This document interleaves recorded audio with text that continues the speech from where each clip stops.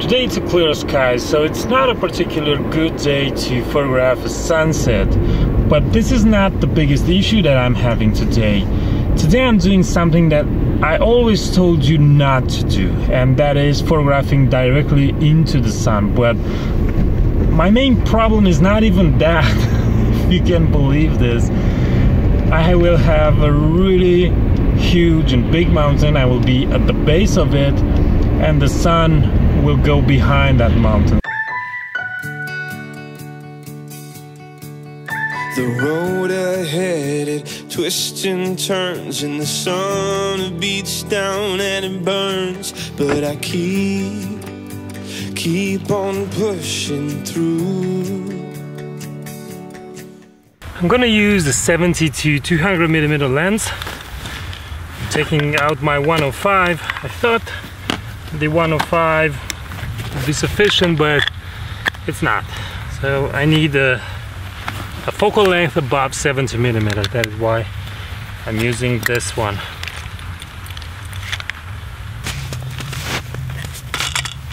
It looks like spring, it feels like spring, it's warm at 10 degrees Celsius, but it's not spring. I think spring is about a month away. So until then we will enjoy this landscape where there is no snow covering the entire land, but there are also no leaves. Oh, that's a powerful sun.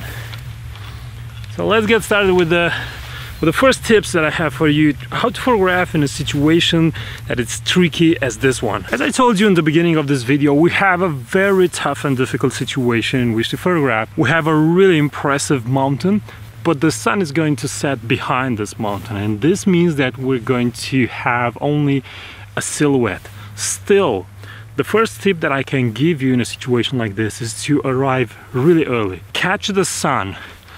If you have the mountain something like this, when the sun is going to reach that point when it's going to cross over behind the mountain, but that point right before it's crossing, it's going to shoot some beautiful light, some beautiful side light. And because mountains have different shapes and forms, you'll have a really big chance of capturing some elements in light and other in darkness, and you'll get an interesting definition in the rocks. And this is kind of something that is happening right now. Because I'm not facing the sun directly, I don't need an ND gradient filter. What I did in this photo, for example, I used the lower right corner to have a darker diagonal of pine trees, and that darker diagonal is used like a stopping element that will force your eye to go up. Of course your eye is going to go up because there I have some beautiful stone rocks and some beautiful peaks that are in light. It would have been very useful if my position allowed me to actually see the biggest peaks of this mountain, but from where I'm sitting I don't see it. And the reason for which I'm saying this, it's because at a certain point I would have had the mountain in silhouette and still the peak would have received the beautiful sunset light. But this is just an assumption of mine. This is something that I would not know because I don't have the ability to see this. Another tip would be to choose a mountain or something that has an interesting and beautiful silhouette, because this is another shot that you can do. You can wait until the sun goes over this mountain, and then if the mountain has a beautiful silhouette, not all the mountains have beautiful silhouettes, but this one I think it has. So if the mountain has something like this, then a silhouette can produce an interesting image. So at that moment you will expose only for the sky and let everything go in darkness, and maybe go to a panoramic format and capture only the ridge of the mountain, the outer edge of the mountain. Touch the same floor our world has been shaking on. Oh, what's your soul saying?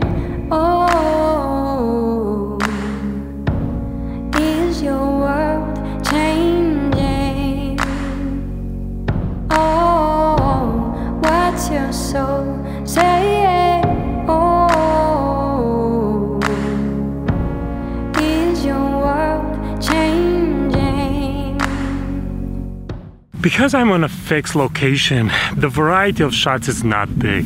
I can take 1, 2, or maybe 3 shots, and this is usually the case with photographing sunsets. There are particular locations when everything looks good, 360 degrees. This is, for example, the case with the Dolomites, where, by the way, if you're interested, I have a workshop, details in the description of this video. And in a situation like this, where you're only facing your subject, you are limited to a certain type of shot. Now, I hope the information was useful to you, even though this was a short vlog and I talked a lot, but there is no other way for me to transmit the information. Hope you like it, hope you'll subscribe if you're new here, and until next time, keep on photographing because it's the only way to get better. Bye bye.